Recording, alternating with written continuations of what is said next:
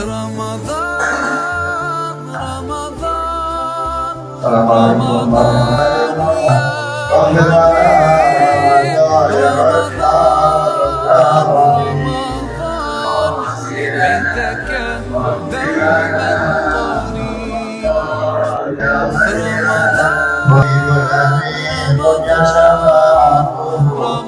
قريب رمضان يا حبيب رمضان رمضان ليتك دوما قريب رمضان رمضان رمضان يا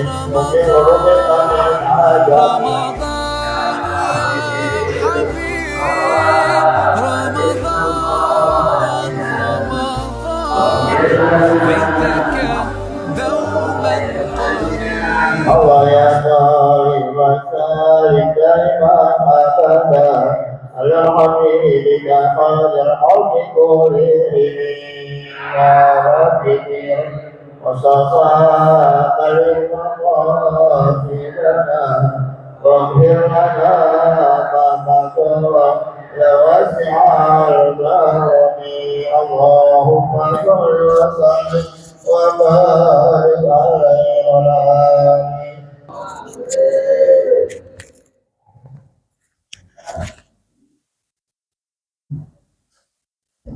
Assalamualaikum warahmatullahi wabarakatuh.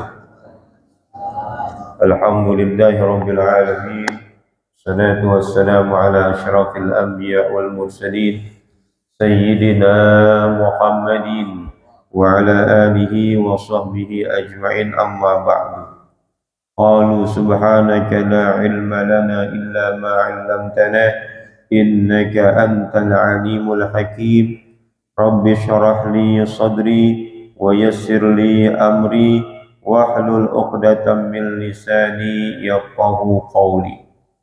Allahumma akhrijna min zulumatil wahmi wa akrimna bi nuril fahmi waftah alaina bi ma'rifatil ilmi wa hassin akhlaqana bil hilmi wasahhil lana abwaaba fadlik وانشر علينا من خزائن رحمتك يا أرحم الراحمين.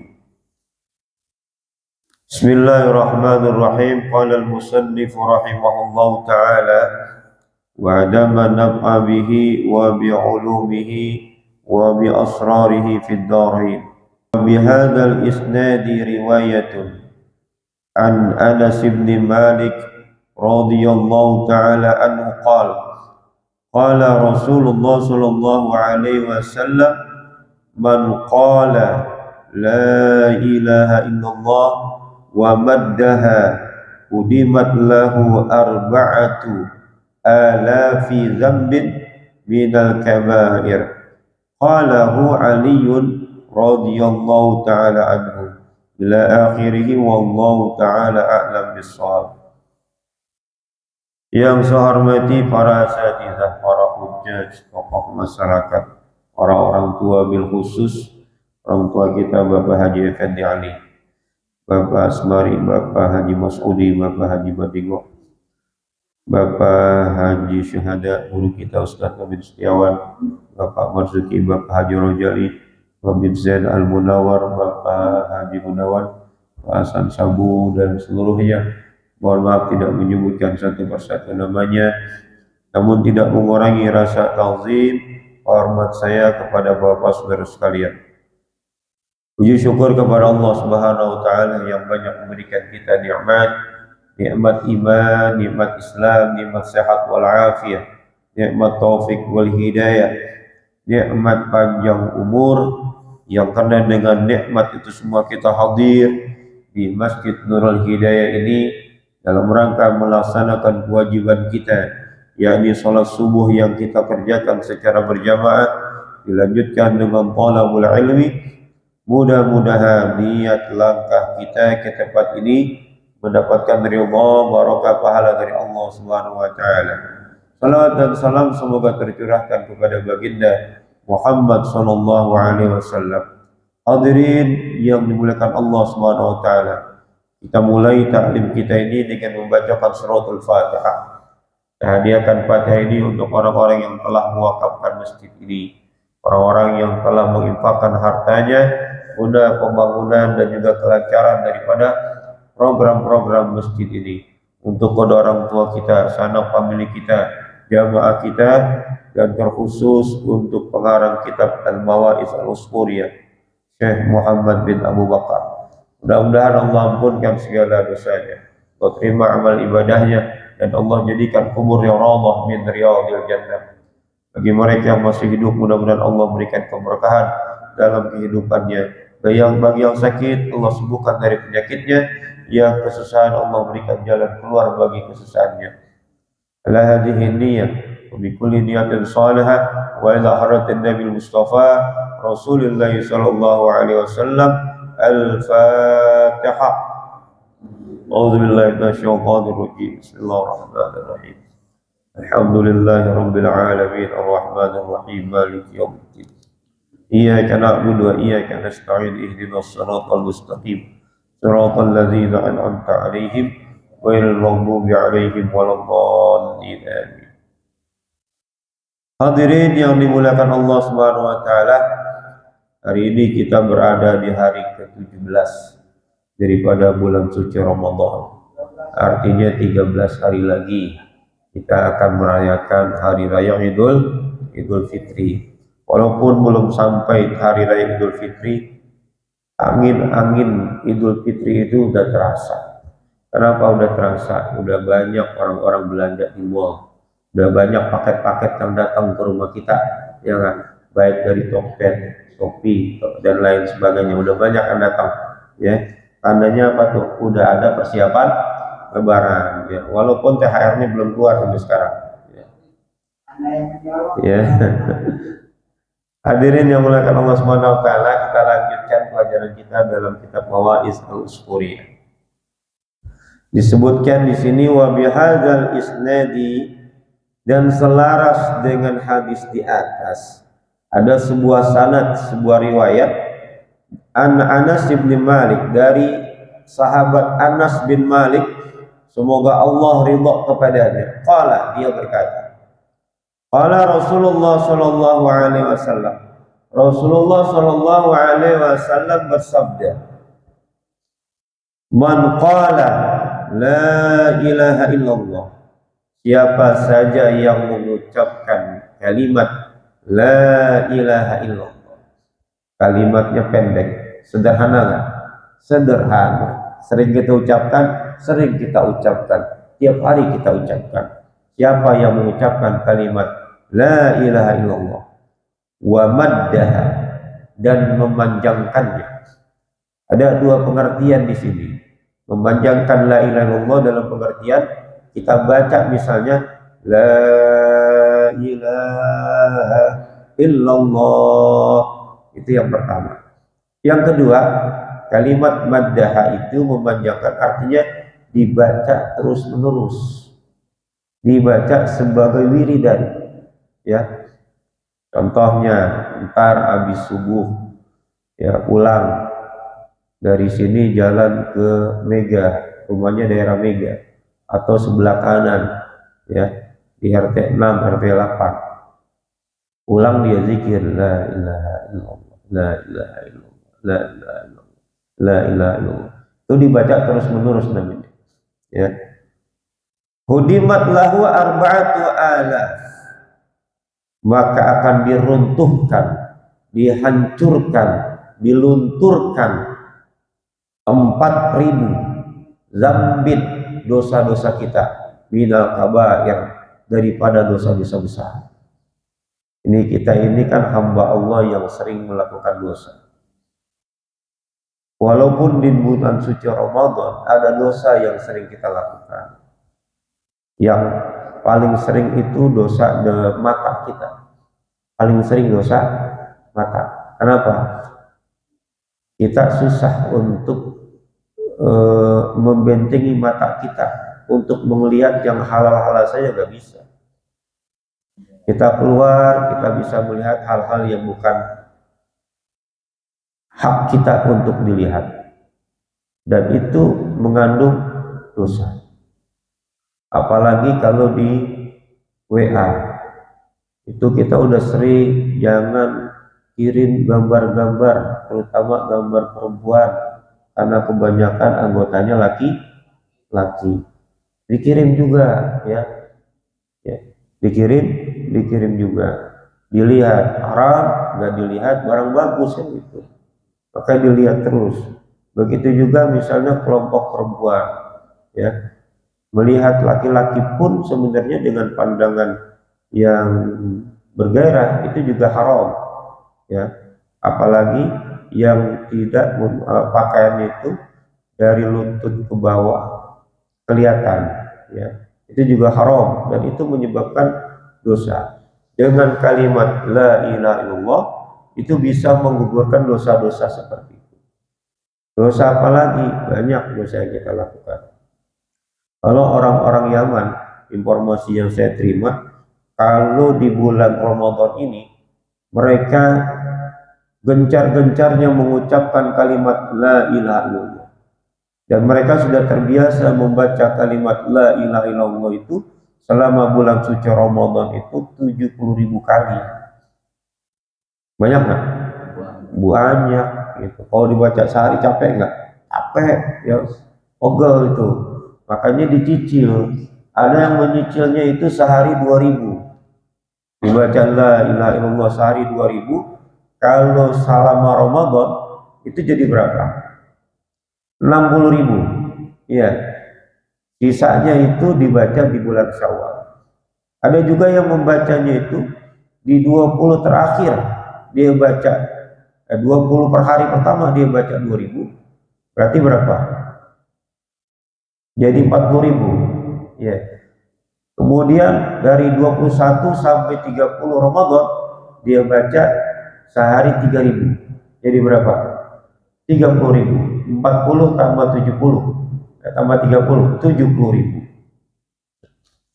Ada kalimat ini diperuntukkan untuk diri kita. Saya peruntukkan kalimat la ilaha illallah untuk diri kita. Ada juga yang kebayar tuh. Udah baca la ilaha illallah belum? Udah berapa kali? 70.000. Buat saya dah. Nah, ada. Nah, buat saya lalu dikirimkan. Memang boleh, boleh.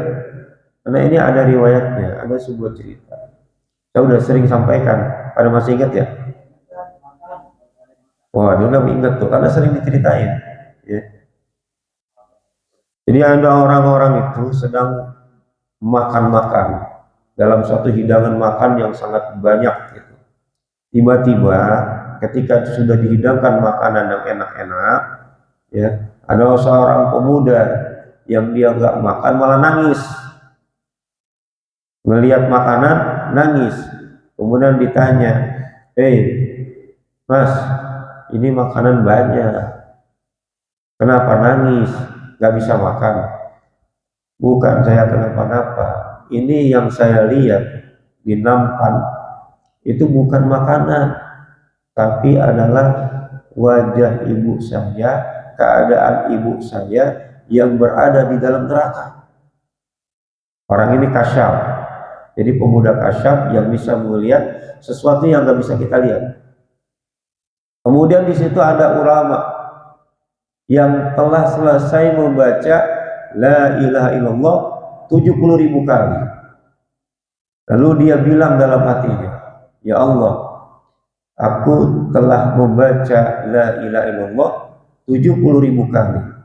Aku jadikan kalimat ini untuk ibu daripada pemuda ini sebagai pembebasan dari api neraka.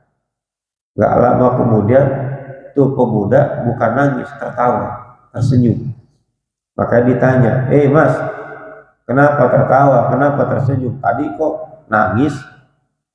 Hari ini saya melihat emak saya kagak ada lagi di neraka, bahkan berada di dalam surga.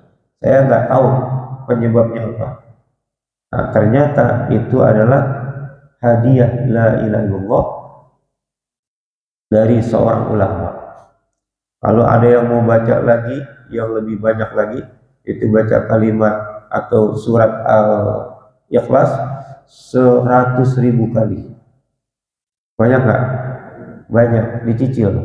Bacanya dicicil. Itulah salah satu faedah. Nah, kalau kita membaca la ilaha illallah terus menerus, ini akan menjadikan wirid kita. Nanti ketika kita menghadapi sakaratul maut, karena kalimat ini sudah terbiasa keluar dari mulut kita, mudah-mudahan kalimat itulah yang keluar terakhir dari mulut kita. Kalau kita terbiasa mengucapkan yang lain, dikhawatirkan ucapan itulah yang keluar dari mulut kita ketika sakaratul maut. Karena itu dibiasakan membaca la ilaha illallah. Wa warada fi majlis tafsir al-Quran li Syekh al-Imam Zaid Yaqub al-Kisai rahimahullah taala. Disebutkan di dalam kitab majlis tafsir Quran karya Syekh al-Imam Az-Zahid Yaqub al-Kisai, semoga Allah memberikan rahmat kepadanya. Anna Hazim bin Walid ibni Walid radhiyallahu taala anhu maridah. Ada seorang ulama bernama Hazim bin Walid, semoga Allah ridho kepadanya, maridah, sakit. Kalau sakit, ini anak-anaknya bingung, ini bapaknya sakit, makanya itu fa'ata tabiban, dia panggil dokter, suruh periksa nih bapaknya sakit apa, ya, suruh periksa. Fa'akhadha nabduhu, kemudian tuh tabib periksa. Apa yang diperiksa? Detak jantungnya, nadinya diperiksa. Begitu diperiksa, kata di dokter bilang laisa fihi illatun, dalam tubuhnya nggak ada penyakit, tapi anak-anaknya merasa nih bapaknya sakit, keluarganya merasa nih orang tua sakit, tapi dokter udah periksa seluruhnya, udah di check up, orang tua ini tidak sakit. Walakin sa'alu an hali, kemudian dokternya bilang, coba tanya tuh bapakmu, orang tuamu tanya, karena sesungguhnya seseorang itu lebih mengetahui tentang dirinya. Terus tanya, Pak, Mbak, Bi, Ayah, macam-macam namanya. Emang sakit apaan sih? Apa yang dirasain? Pusing, lemas, panas, atau gimana, Mbak? Lalu bapaknya bilang, laisa fi nafsi illatun, sebenarnya saya mah nggak sakit, saya ini tidak sakit. Wa illatil khauf minallahi ta'ala al-azizil wahhab, saya ini sakitnya itu takut sama Allah. Jadi ini orang sakitnya bukan sakit fisik, tapi sakit batinnya, takut sama Allah. Wa khauful aradi wal hisab, saya takut ditampakkan amal saya, takut ditampakkan amalnya ketika sakaratul maut. Ketika sakaratul maut itu orang-orang akan ditampakkan amal kita. Kalau amal baik akan menjelma dari kebaikan, kalau amal buruk akan ditampilkan keburukan. Kalau amal kita baik, maka datanglah malaikat, dia kasih tahu, ini amal-amalmu, inilah tempatmu nanti setelah kematian. Kalau seandainya amal kita buruk, datang malaikat, inilah yang kau perbuat selama hidupmu, dan tempatmu setelah kematian adalah neraka. Orang ini merasa khawatir, merasa takut kalau yang ditampakkan itu adalah keburukan-keburukannya. Wal hisab, dia takut juga nanti ketika dihisab, khawatir yang berat timbangannya itu adalah timbangan keburukannya, bukan timbangan kebaikannya. Wa khaufu zawalil iman, dan saya takut itu kehilangan iman ketika saya sakaratul maut. Dan memang yang paling sering iman kita dicabut dari diri kita itu ketika sakaratul maut. Ini kita sholat sampai tadi malam itu udah malam ke-17. sholat tarawihnya. Sholat isya jamaah, sholat subuh jamaah, sholat zuhur jamaah, sholat asar berjamaah. Ngaji setiap hari tak kurang dari 1 juz. Begitu sakaratul maut datang setan menggoda, kita mengucapkan, kita ikut keinginan itu, hilang udah semuanya. Tahajud kita nol, sholat kita nol, puasa kita nol, kemudian haji kita nol, umroh kita nol, seluruh kebaikan kita nol. Kalau saat sakaratul maut kita lepaskan iman kita. Dan kata Imam Abu Hanifah, dia menyebutkan aksaru ma yuslabul iman minal abdi waqtan naza.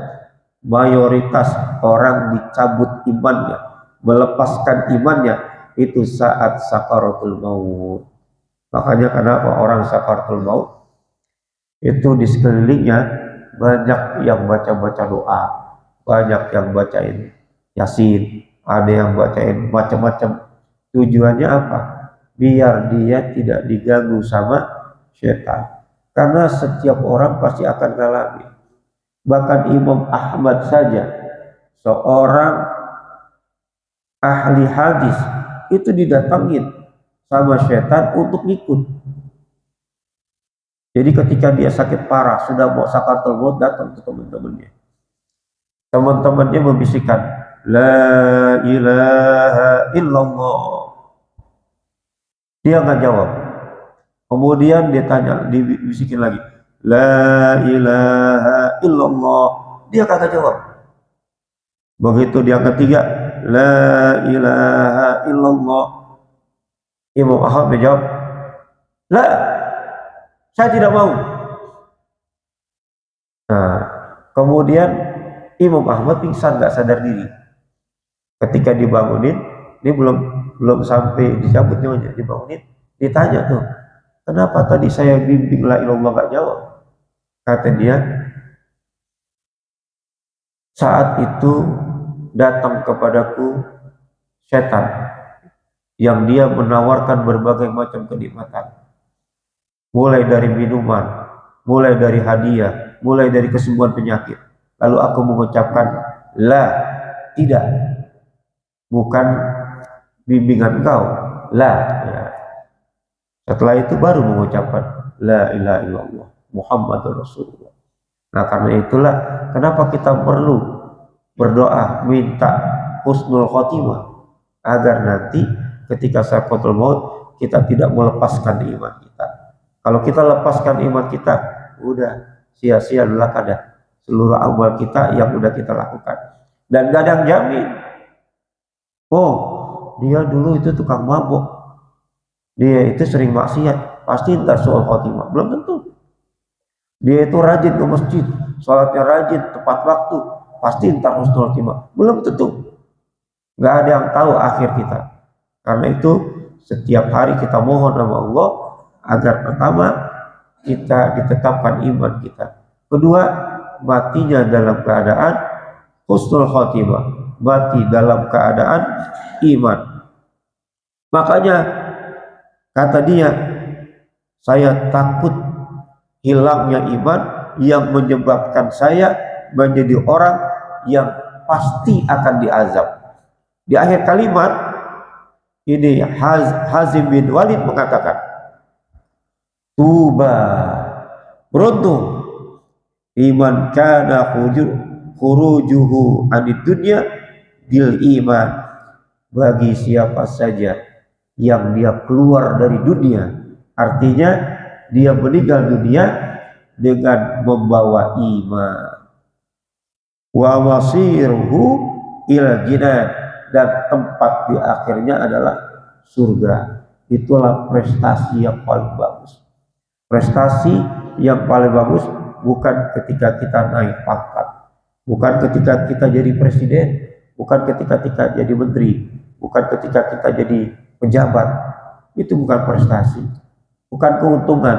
Keuntungan kita adalah ketika kita meninggal dunia, keluar dari dunia ini masih membawa iman kita. Kalau kita masih membawa iman, itulah keberuntungan. Sudah pasti bakal masuk surganya Allah Subhanahu wa taala. Dan mudah-mudahan jamaah yang hadir hari ini Allah takdirkan menjadi orang-orang yang meninggal dalam keadaan husnul khatimah, meninggal dunia dalam keadaan membawa iman, dalam ridha Allah Subhanahu wa taala.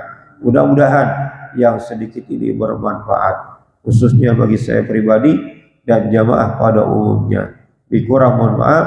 Assalamualaikum warahmatullahi wabarakatuh. Al-Fatihah. Astagfirullahaladzim, astagfirullahaladzim, astagfirullahaladzim. Alhamdulillahirabbil alamin. Allahumma shalli wa sallim ala sayyidina Muhammad wa ala ali sayyidina Muhammad. Allahumma zidna ilman wa syukran rahman. Allahumma zidna bil ilmi wa zidna bil ilmi wa qina bit taqwa wa zidna bil afiyah. Allahumma hasin akibatana bil umuri kulliha wa zidna min rizqil wa sabil akhirah. Allahumma inna nas'aluka al jannah wa na'udzubika min syarri nar. Allahumma inna ta'budu karim wa hidu al-afwa wa anta ya karim. Wa sallallahu ala sayyidina Muhammad wa ala alihi wa sahbihi ajma'in. Walhamdulillahi rabbil alamin.